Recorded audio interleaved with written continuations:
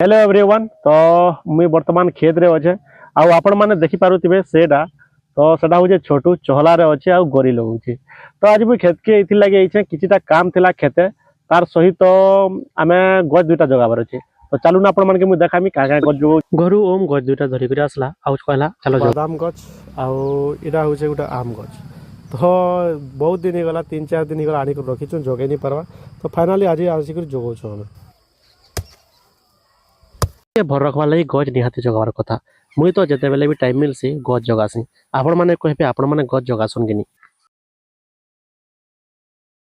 बादाम गज तो आपण जगे सारनु वर्तमान मुई आपण माने के देखामी जे हमर बगीचा रे आउ का का गज जगेछु। तो एटा देखि पारतबे एटा होचे माया गज तापरे ई बात के अछि हमर लेंबू गज। तो आसुन देखमा का का गज सब अछि मु देखो जे आपण माने एटा होचे हमर गुटे लंका भेलवा गज छै। एटा हमर बाबू ओम जगैतला निहेले भी 2 बछर खणे हे गला ना एडके हे छै एटा हला बहुत बढ़िया एना माया फली बसला न आपण माने देखि पारुथिबे। एटा गोटे मिटू खाई दी छै मायाटा एटा गोटे माया गज अछि।